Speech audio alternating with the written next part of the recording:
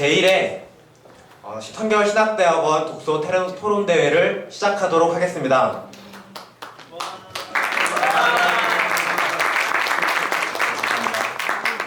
우선 이 자리에 참석해 주신 교수님들, 그리고 우리 원우님들, 그리고 신학생들 및 우리 외부에서 오신 모든 분들도 진심으로 환영합니다. 본 토론 대회는 그 바울 신학을 깊이 연구해보자 하는 서로 간의 목적도 있지만, 그보다 우리 성결 대학원에 재학 중인 원우들이 함께 뜻을 모아 함께 공부하는 분위기, 공부하는 신학생, 공부하는 신대원생을 만들어보자는 취지로 이 독서 토론 대회를 준비하였습니다. 행사를 준비하면서 그 제목을 보시면 알겠지만 그 바울의 새 관점이라는 주제가 어쩌면 우리 대학원 수준에서 굉장히 부담스럽고 어려운 주제일 수도 있습니다. 그렇지만 학교와 신학생 그리고 신대원생들을 사랑하는 마음으로 우리 신대원 원우님들이 3개월여간 열심히 그리고 최선을 다해 또 어떨 때는 밤도 못 자가면서 열심히 준비했습니다. 잘 경청해 주시고 이를 통해 서로가 서로에게 많은 도전이 되고 또 우리 안에 공부하는 그런 움직임, 하나님을 향한 공부하는 그런 무브먼트가 일어났으면 좋겠습니다. 20세기 말부터 그리고 지금까지 신학자들 사이에서 집중적인 관심을 받고 있는 것이 우리가 오늘 연구를 할 그 바울의 새 관점에 대한 그런 연구입니다. 본 토론에는 바울의 새 관점에 대해 연구하고 있는 그 대표적인 학자 제임스 던, 그리고 엔틸라이트, 그리고 김세훈 박사의 관점에서 토론을 하고 연구를 할 것입니다. 토론을 시작하기 전에 주의하셔야 될 사항은 토론자들의 학문적인 입장이 아니라 그 학자들의 입장을 대변하는 것임을 주지해 주셨으면 좋겠습니다. 행사는 총 1부와 2부로 걸쳐서 진행이 됩니다. 1부는 바울의 새 관점에 나타난 배경과 의의에 대해 신학박사인 박창현 교수님께서 강연을 해주실 겁니다. 그리고 학자들 입장에선 원우들이 새 관점에 대해 강연을 하는 것으로 1부를 마치도록 합니다.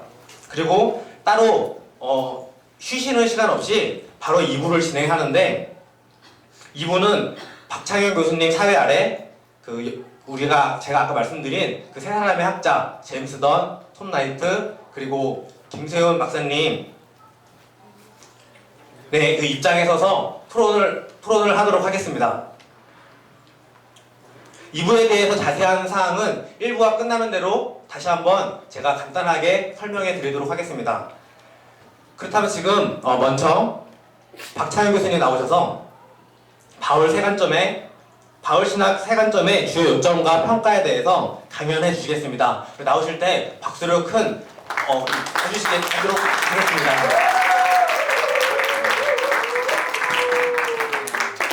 제가 10년 내로 이렇게 박수를 크게 받아본 건 처음이에요. 사실 그 MDB 학생들이 이 주제를 가지고 한다고 해서 상당히 제가 놀랐습니다. 왜냐하면 그 2000년대에 들어와서 학회에서도 한 2번 정도 다뤘어요.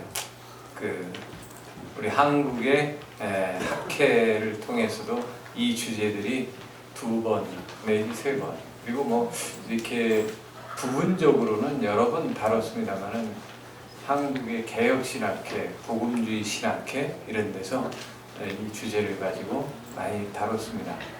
근데 이제 저는 사실은 바울 전공자는 아닙니다. 그렇지만 그 여러 가지 이 주제를 가지고 다룬 내용들이 어떤 식으로 흘러가고 있다는 것은 잘 알고 있기 때문에 우리 신대원생들을 사랑하는 마음으로 제가 간단하게 지금까지의 그 바울의 새 관점, 여기 바울 신학의 새 관점이라고 그랬는데 바울 신학보다는 그 바울에 대한 조명이 더 강합니다. 바울의 새 관점에 대한 그러한 요점, 그리고 복음적인 그러한 신앙 하에서, 복음주의 신앙 하에서 제 나름대로 평가 이런 것들을 진행을 해보려고 합니다. 그리고 아까 그 사회자가 얘기했습니다만은 여기에 있는 학생들 제출한 그 페이퍼를 제가 쭉 읽어보니까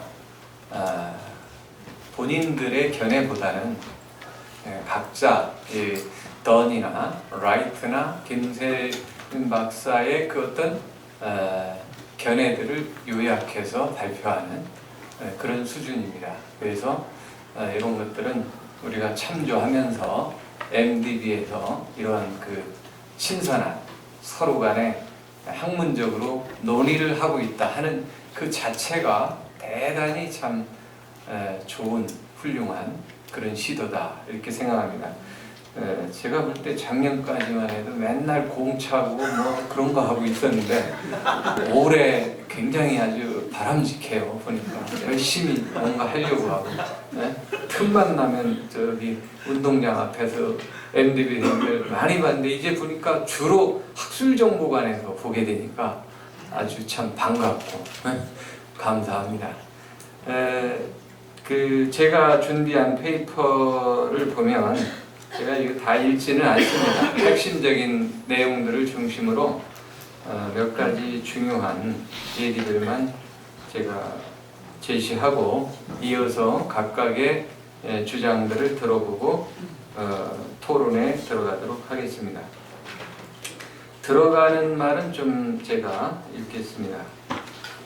바울 신학의 새 관점들이라는 표현과 언약적 율법주의 이런 말은 그 신약학을 전공하는 자들에겐 익숙한 주제이지만 학부나 MDB 과정 학생으로 아마 처음 들어본 이런 학생들도 많이 있을 겁니다. 그렇지만 바울 신학의 새 관점들은 성서적 정통 신학이 성경적 진리로 발견하고 확신한 복음의 설명과 정면으로 충돌하는 것이 참 많이 있습니다. 그래서 이걸 가벼이 지나칠 수 없는 신학적 도전이다. 그래서 우리가 이 주제를 다루는 것이 잘못된 것이 아니다 생각합니다. 이 그 새 관점에서 우리가 눈여겨봐야 되는 게 종교 개혁의 구원론, 그거를 어떻게 보면 포함하는 것 같고 어떻게 보면 막 깨트리는 것 같은 그런 것들이 굉장히 많습니다, 사실.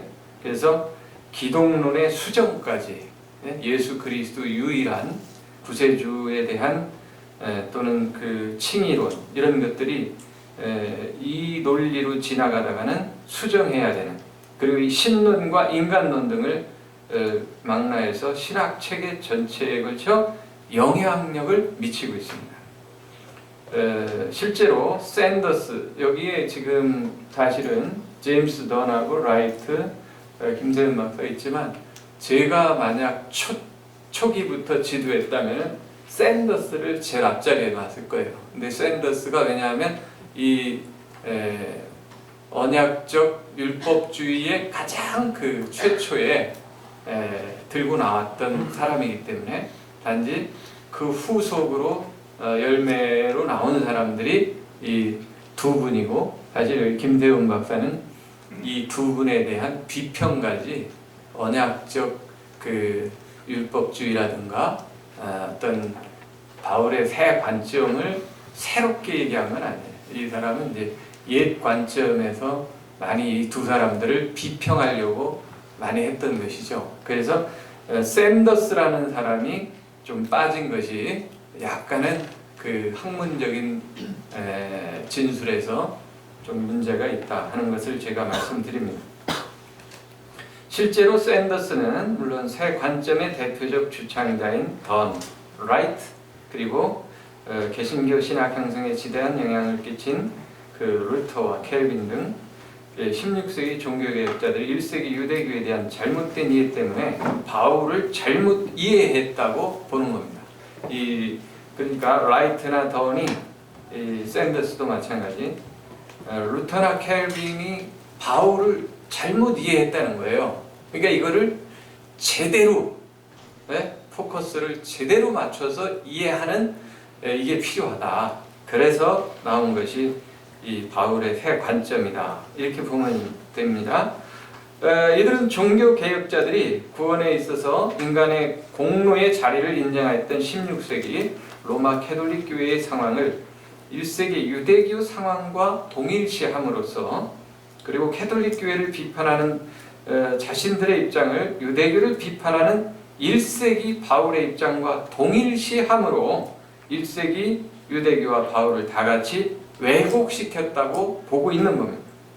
그래서 새 관점의 주된 아젠다, 표어는 16세기 이후에 잘못된 바울을 1세기의 바울로 되돌려놓는 것, 이게 바로 가장 핵심입니다. 세계는 물론 한국 신약학계에도 상당수의 학자들이 이미 이 새 관점 신학을 수용하고 있습니다. 그 신학적 결과문들을 성경적으로 받으면서 성경적 복음주의 신학을 부정 혹은 왜곡하는 형편에 처해 있습니다. 이에 저는 간단하게나마 최근에 바울 신학의 새 관점과 관련해서 등장하게 된 배경, 그 다음에 요점, 이 사람들이 주장하는 요점, 그리고 복음주의적 입장에서 제 나름대로 비평적 접근을 시도해보고자 합니다. 저도 뭐 이쪽 전문 연구가는 아니기 때문에 그 비평적 입장에 한계가 있다는 것을 말씀을 드립니다. 두 번째로 이 배경은 그 샌더스 폴 앤 팔레스티안 주데이즘 이 책과 등장하면서 이 책이 등장하면서 그 유대교 성격에 대한 논쟁이 굉장히 도화선이 됐어요. 이 책이 이제 그 한마디로 샌더스는 1세기 유대교는 율법주의 종교가 아니다라는 겁니다. 우리가 일반적으로는 1세기 유대교는 율법주의다 막 이렇게 알고 있잖아요. 근데 샌더스는 그게 아니다. 그건 뭐냐? 당시 유대인들은 율법을 지킴으로 하나님의 백성이 되거나 구원을 얻는 것이 아니라 하나님의 선택으로, 이미 하나님의 선택으로 하나님의 백성이 되었으므로 율법을 지키는 것은 은혜로 주어진 언약에 대한 감사의 표현이었을 뿐이라, 그런 겁니다. 그래서 언약적 율법주의라는 개념을 만들어서 자신의 주장을 요약하기 시작한 겁니다.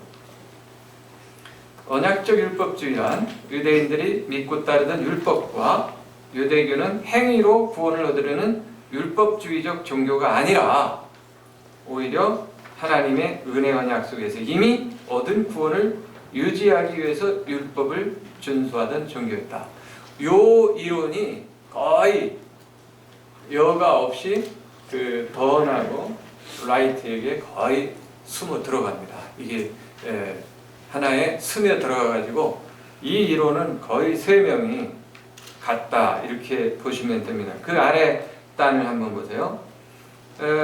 바울을 포함한 1세기 유대인들은 하나님의 백성이 되기 위해 율법을 지키지 않았으므로 오히려 그들의 율법 준수는 언약에 대한 그들의 신실함과 충성심의 표현이었을까? 질문을 해보는 거죠. 그렇다면 심각한 문제가 생기는 거죠. 왜 그러냐?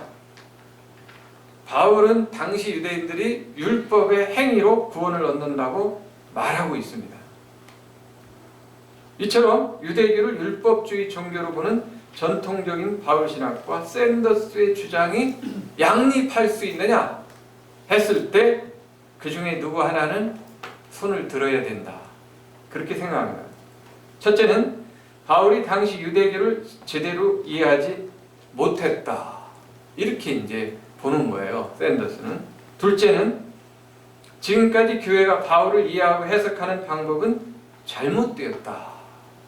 그러니까 종교개혁적 그러한 어떤 전통들을 굉장히 무너뜨리는 얘기들입니다.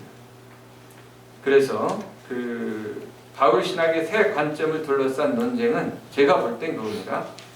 1세기 유대교의 성격에 관한 논쟁에서 파생됐다. 그 유대교가 굉장히 그 20세기 중반 이후로 그 21세기 지금까지 막 그 예수님 당시의 그 유대교에 대한 조명들이 굉장히 학계에서 활발하게 일어나고 있습니다. 그러다 보니까 이걸 한번 다시 조명해보자. 그런 상황 속에서 이러한 이론들이 나타난 거죠. 1983년에 사실은 이 샌더스 그 이전에 레이 제닌이 Paul and the Law 이 책을 냈어요. 여기서 그 레이제넨이 이렇게 말합니다. 바울은 당시 유대교를 지대로 이해하지 못했을 뿐 아니라 율법에 대한 바울의 주장은 매우 일관성이 없고 자기 모순적이다. 굉장히 폄하했습니다. 그리고 이제 그거에 이어서 샌더스가 Paul, the Law and the Jewish People 이 책에서 이제 바울에 대해서 율법에 대한 바울을 비판했는데 신학적인 것이 아니라 바로 사회학적인 것이다. 그래서 왓슨이라는 사람 3페이지 보시면 이 왓슨이라는 사람이 주장한 것과 거의 일맥상통하는 주장을 했어요. 그래서 이들은 바울이 이방인 선교를 위한 실용적인 이유로 율법을 비판한 것이며 바울의 율법 비판은 복음의 핵심을 설명하는 그것과는 거의 상관이 없다. 바울이 성경에서 율법의 의를 막 비판한 것은 그는 하나의 사회학적인 나중에 보면 교회론적인 그런 차원이지 구원론적으로 비평한 건 아니다 하는 것이 이 샌더스, 던 그런 사람들의 입장입니다. 이들의 요점을 좀 더 밑에서 세 관점의 주요 요점을 제가 정리해 봤는데 도널슨이라는 학자를 여기에 편입시킬 수밖에 없어요. 도널슨이라는 학자도 라이트하고 상당히 대표적인 학자로 꼽힙니다만은 중요한 것은 이러한 토대는 샌더스가 놨고 발전시킨 것은 던인데 오늘 앞으로도 우리 학우들이 발표하겠지만 여기서 던의 견해를 약간만 요약하면 바울에 대한 전통적인 해석은 유대교를 율법주의 종교로 잘못 이해하고 있으므로 잘못된 것이다. 그러니까 전통적인 바울에 대해서 잘못됐다는 겁니다. 그래서 던은 유대인들이 개신교도들과 마찬가지로 은혜로 하나님의 선택을 받았다 이렇게 믿고 있습니다. 그래서 유대교는 행위의 종교가 아니고 은혜의 종교다. 그렇다면 바울은 도대체 유대교에 무엇을 비판했느냐? 너는 이제 이렇게 말합니다. 바울이 비판하고 반대한 것은 유대인들의 아이덴티티 마커. 뭐냐 하면 이게 할례, 음식물 규정, 안식일법 이런 것에 대한 배타적인 것이었지 율법 전체가 아니다. 그래서 바울이 비판하는 율법의 행위는 이와 같은 유대인의 표지를 열심히 지키는 것을 강조한 것이지 모든 율법을 지키는 행동이 아니라고 규정을 합니다. 그리고 이제 후에 집대성한 이 이론을 집대성한 라이트도 던이 제기한 율법 및 율법의 행위에 대한 사회학적인 해석에 근본적으로 의견을 같이 하고 있습니다. 그 부분은 이제 넘어가고 여러분들이 결국 그 부분이에요. 결국 유대인들은 유대교의 테두리를 보여주는 율법을 열심히 지킴으로 유대교 안에 머물러 있으라. Stay within. 그렇게 노력한다는 것입니다. 바울은 바로 이 점, 즉 유대인들의 민족적 자만을 비판하였을 뿐 유대교의 율법주의를 비판한 것이 아니다. 이렇게 제임스 던이 주장을 하고 있습니다. 그 밑에 줄친 부분을 보세요. 새 관점 주장자들은 하나님의 의를 그리스도의 의가 믿음을 통해 인간에게 주어지는 것으로 이해하는 입장을 거부하고 도리어 하나님의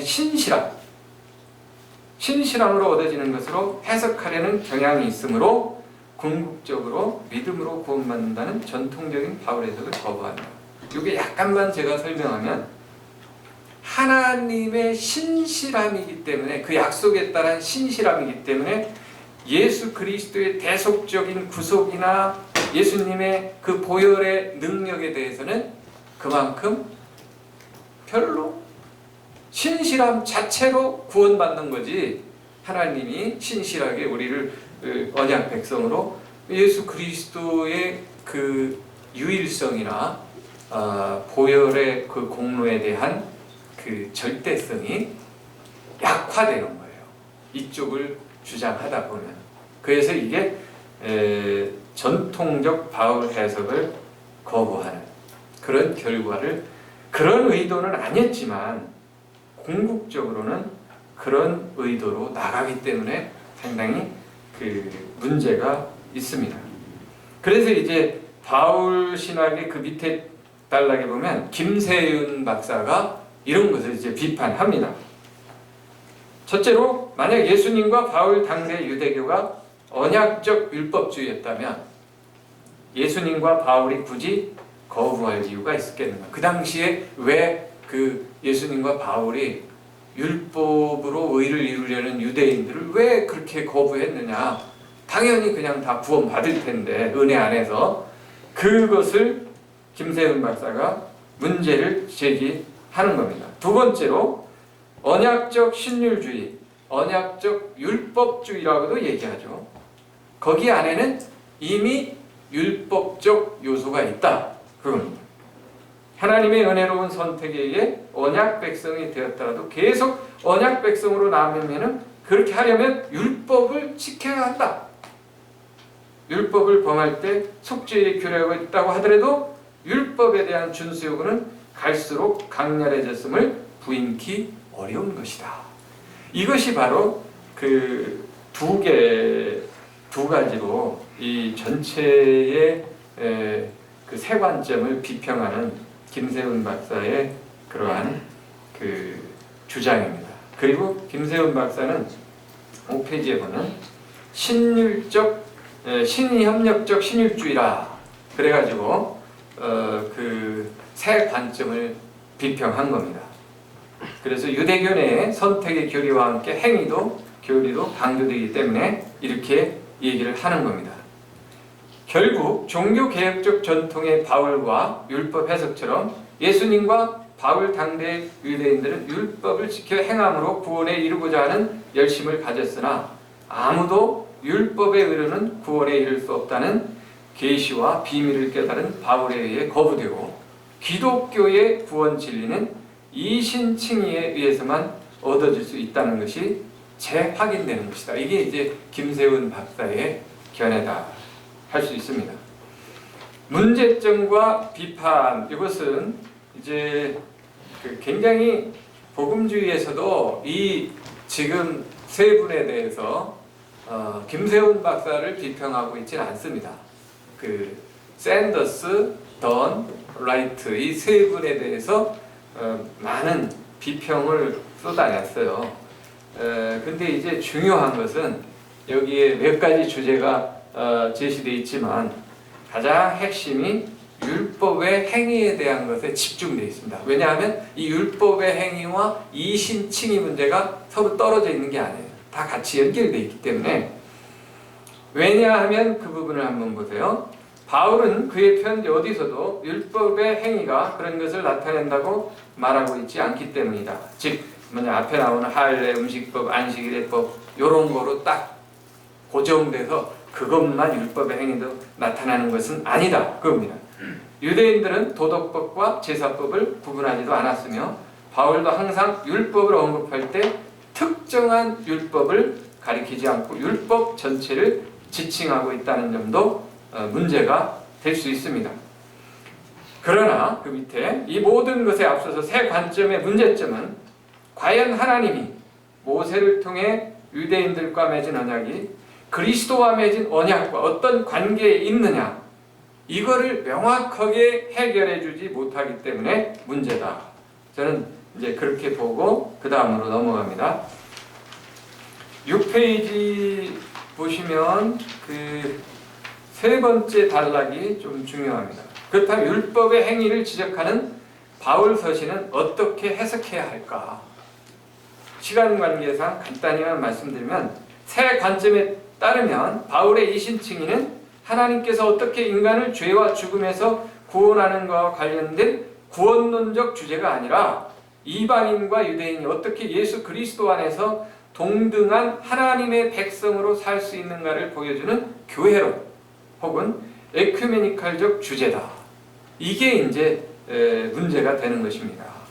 우리는 구원론으로 보는 거고 이쪽에서는 교회론. 네?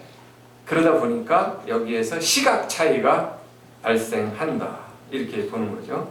우리가 볼 때 바울이 그의 서신에서 율법의 행위가 의와 구원의 수단이 될 수 없다고 부정적인 주장을 하고 있는 근본 이유는 단순히 그리스도만이 유일한 구원자라는 배타적인 기독론의 표현이나 할례와 율법으로부터 자유하는 그의 이방 선교의 합법성의 표현이나 이방인들에 대한 유대인들의 언약적 특권의식이나 혹은 이방인들을 유대인화하려는 시도에 대한 반박에서 나오는 것이 아닙니다. 왜냐하면 근본적으로 담에색에서 사도 바울이 변화되면서 바리새파 유대인으로 있을 때 의식하지 못했던 죄, 율법 및 율법의 행위, 인간의 무능력, 의에 대한 새로운 이해를 가졌기 때문이다. 이렇게 보는 것이 정상이지 그렇게 그 구분해서 보는 것은 상당히 문제가 있다 하는 것을 우리는 살펴봐야 됩니다. 그거에 대한 7페이지에서는 이제 성경적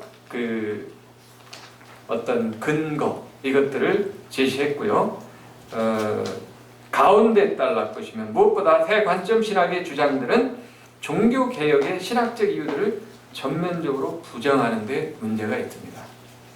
바울이 말하는 바는 이방인이 하나님의 언약 백성이 되기 위해서는 유대인의 민족적 문화 표지들을 따라갈 필요가 전혀 없다는 의미에서 믿음으로 의롭게 된다는 것을 말했을 뿐이며 결코 유대주의를 율법주의적 공로주의로 비판한 것이 아니라는 새 관점의 신학의 주장은 오직 은혜로 오직 믿음으로라는 표어 아래 집약이 되고 있는 종교개혁의 구원론을 완전히 무너뜨리고 있기 때문에 이 부분이 상당히 그 신해석, 새 관점이 문제가 된다 하는 것을 말씀드리고 싶습니다. 그리고 마지막 단락 보시면 새 관점이 주장하는 율법의 행위, 믿음으로 의롭게 됨, 초기에 의롭게 됨 이런 것은 전부 그 언약적 율법주의의 범주 아래서 바울을 해석한 거예요. 그러다 보니까 바울의 신학을 언약적 율법주의로 읽을 수 없는 까닭을 종교개혁 신학의 은혜 언약의 이해의 틀에서 확인한 이상 새 관점 신학이 주장하는 그런 바들은 모두 설득력을 잃고 있습니다. 복음서에 있는 여러 가지 그 예수님의 비판, 그리고 율법사의 질문, 그 다음에 바리새인과 하나님의 자비만을 받는 세리의 비유, 이 공로주의 사상을 비판하고 있는 포도원 품꾼들의 비유, 이런 모든 것들을 봤을 때 우리는 성경적 주장이 더 설득력이 있지 그 당시 바울 또는 유대교를 연구한 발표들이 설득력이 있다고 보진 않습니다. 그래서 바울은 갈라디아서 3장 10절, 11절에 보면 율법의 행위에 의존하는 자는 하나님 앞에서 의롭다고 선언될 수 없다고 단언하고 있습니다.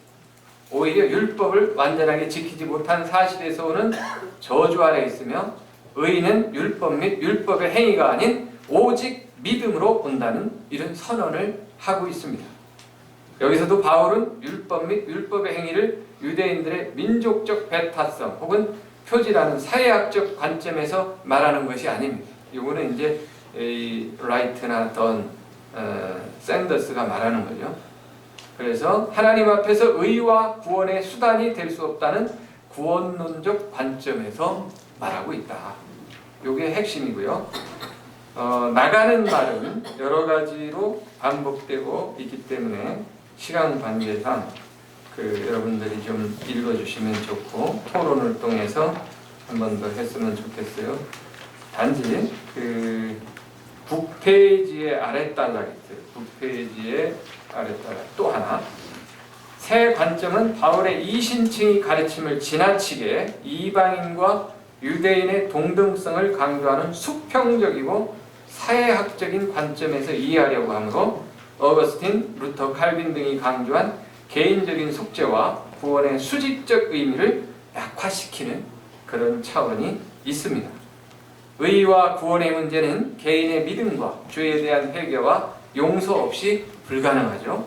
이것이 수평적인 것과 수직적인 것이 서로 분리될 수 없다는 것을 뜻합니다. 바울은